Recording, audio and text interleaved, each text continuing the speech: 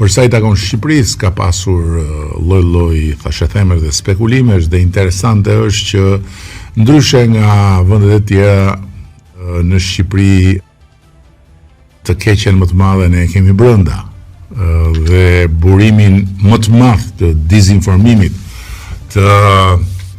gënjeshtrave, të deformimit të informacionit, ne ndryshe nga tjerët nuk kemi pse e kërkojmë gjetk, sepse e kemi këtu. Dhe nga këtu është prodhuar në mënyrën më kriminale dhe të papërgjeshme edhe një seri lajmesh për gjoja mundësinë e sulmit mbi Shqipërinë, por ju kujtoj të gjithëve që Shqipëria është antare e NATO-s dhe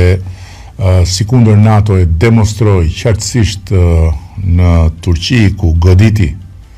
me njëherë një raket të ardhur nga Irani, gjë të cilën pastaj e nënvizoi bukur mirë edhe generali amerikan i komandës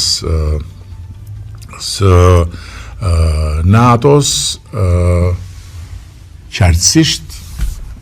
kjo shpejtësi reagimi dhe ky kapacitet reagimi vlen për të gjitha vendet anëtare të NATO-s, me gjithë keqardhjen për të keqen që me siguri nuk e ka pak problem nëse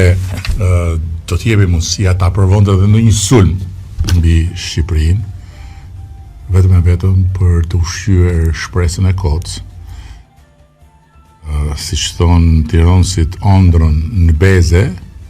se do të përmbyset i ashtu quajturi regjimi i Edi Ramës.